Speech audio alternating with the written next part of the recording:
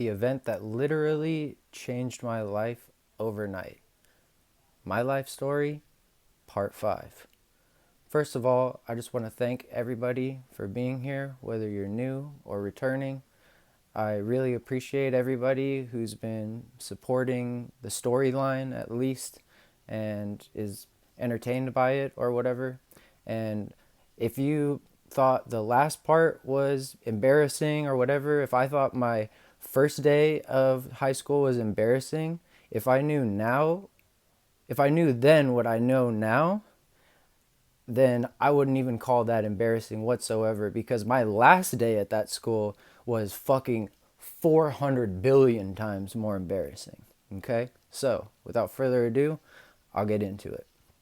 So, pretty much where I left off, starting high school, going to the high school where you would go, where like your middle schools like end up going. Okay? So, once we got there, man, it's like all we were trying to do was have fun, and they just hated on me and like my specific group of people like so hard. And I mean, we definitely made them do their jobs and kept them on their toes, I guess you could say, but it was just annoying to the point where like we would find like a cool spot to hang out at the school that was maybe like in a little cut or whatever, and then fucking a security guard or somebody, the dean would come around and say, "Oh, you guys can't sit right here." And they were just like trying to get rid of everybody. Like the first one to go was my homeboy Robert. He didn't even make it all the way through ninth grade. They took him out of my special needs class when they came and they got him, and I never seen him again at the school. He stole a girl's iPod and got caught for it. So, and that was a class. I gotta mention this class.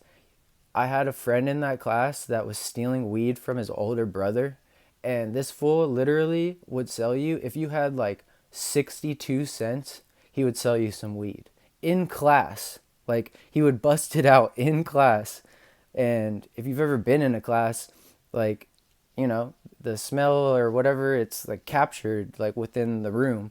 So, and weed fucking stinks. So he would pull it out, and we had this teacher, Miss Shay, and like we would drive her crazy. And everybody, like people are just like playing PSPs in class, and they're like trying to teach us how to take notes on taking notes and all this shit and whatever.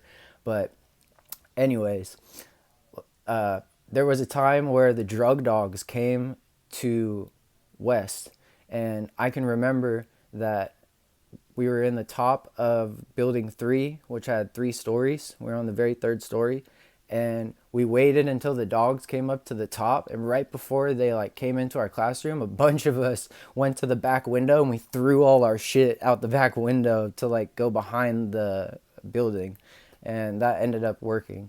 But anyways, back to it. Ninth grade, barely survived. Barely. I was getting kicked out of class left and right, left and right. Like I didn't care about any grades or anything like that. Like I was literally just kind of like socializing, and that was the way like they were looking. Like, trust, I had plenty of Saturday schools and detentions and all types of shit, and like trust, like they tried to they wanted me to give them a reason to kick me out, and basically I did. So what ended up happening, which is notorious, and this is the event that changed my life forever. And real quick, please, if you're not subscribed, please subscribe, because it only gets crazier from here. Like this is definitely a climatic type of point. Okay, so we make it to 10th grade. All right, make it to 10th grade, barely, like by the skin of my teeth, I barely make it there.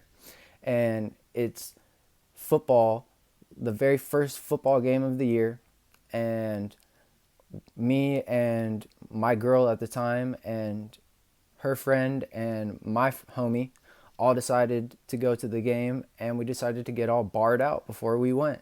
So, long story short, me and my girl get caught having sex at school by a teacher that already hated me, that taught science. It shouldn't even been a security guard that night, but he was the one that rolled up on us, and I thought about like outrunning him, but I was naked, and he was the cross country coach. Because I thought about it, I'm like, who wants to tackle a naked dude? But like that fool, he hated me so bad, he probably would have done it, like just to be real, just to stop me, you know. So that shit, like it's kind of foggy, but I do remember a lot of parts of it. But for the sake of time, take us to the office. I try to fight the principal of the high school. Then I try to fight her dad when he comes to pick her up and he's talking shit. So they send me, I end up going home. I wake up the next day. I feel like it was a dream. Like I wake up, and if you've ever taken Xanax, like a lot of it, and you like wake up the next morning, it's very easy if you like smoke a bowl or a cigarette or do almost damn near anything, it'll like get you back to that like barred outness or whatever. But I just was like did that even happen? Like I'm trying to like remember, and I reached for my phone and I don't have my phone, and I'm like, that's weird, I don't have my phone.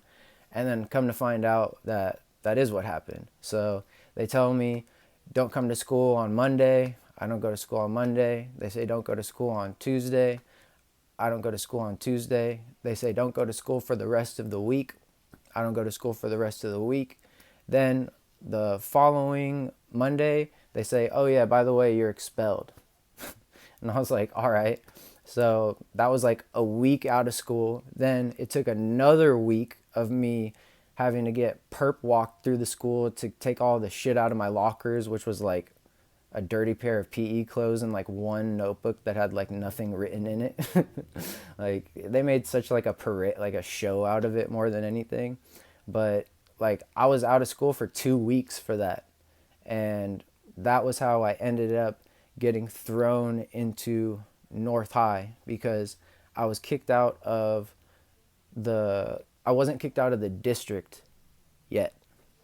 So I show up at this school and automatically I'm like, fuck this school. Like I hated the school I was previously at, West, but when I came there, I was like, man, this makes my old school like look like Fast Times at Ridgemont High, man. Like this shit sucks. The people there sucked. They mentally were like fucking like 8 years younger than they actually were. It was really, I felt like I was surrounded by fucking babies, man. Like it was not cool.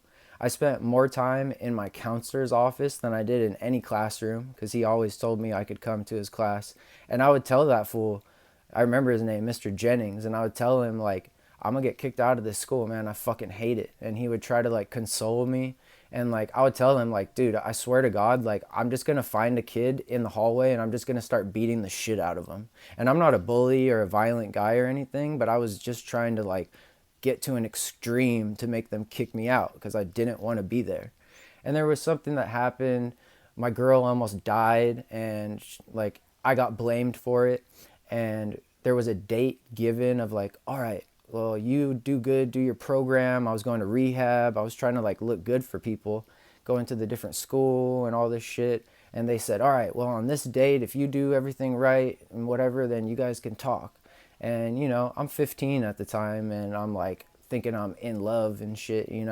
So that meant a lot to me. So when that day came and they were like, oh yeah, like I basically got rug pulled, honestly.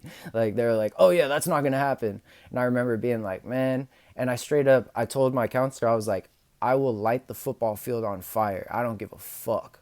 And then that kind of greased the wheels or whatever, because then all of a sudden, like my parents are having to come have a meeting, and there's all these like teachers and like stuff like that. And I heard like, I guess I was not making people feel safe and shit, because I didn't hide it from everybody that I hated that place.